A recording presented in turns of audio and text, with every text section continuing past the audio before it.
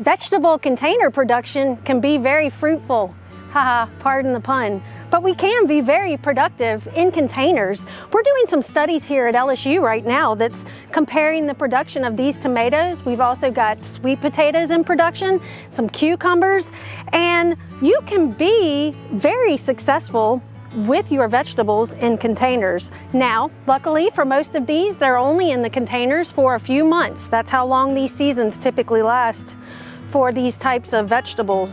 And you don't have to have very large containers. In fact, if you want to save money on media prices, you can use a smaller container, but don't go any smaller than a 10-gallon pot. If you can go 15 or 20, you've got more room for root production and more room for plants. So here we have tomatoes growing. As you can see, we can even stake these in the containers. Here we've got 20-gallon pots.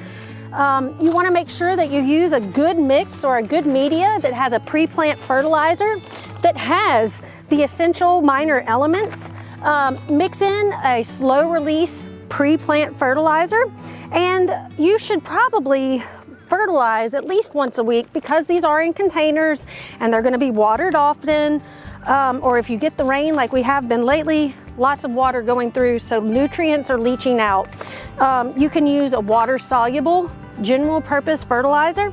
And with tomatoes, you want to make sure that you use about a tablespoon of calcium nitrate once a week to ensure that you don't get any blossom end rot. So again, you can be very productive in containers. This actually is a good alternative to the ground where we experience so many different types of bacterial and fungal diseases that sometimes rot our plants. So being on a protective barrier will prevent weeds. You want to use a container that has good drainage because you don't want your plants sitting in water. That can be an issue in the ground and what causes a lot of the problems with disease with our vegetable plants. So get a container that makes sure that it has good drainage. With drainage, you also want to make sure that you're getting enough water supply to your plants. It's a good practice to water every day, if not every other day, especially in the heat of the summer when most of these are producing. And you can actually set up some irrigation. Drip tubes are very simple to come by. You can get them at most of the large box stores or your local nurseries.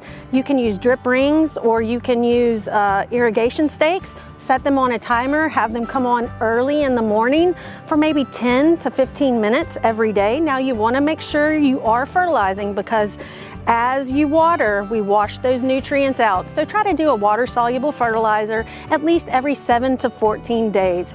So homeowners can be very productive in a small space if you utilize container production of your vegetable plants.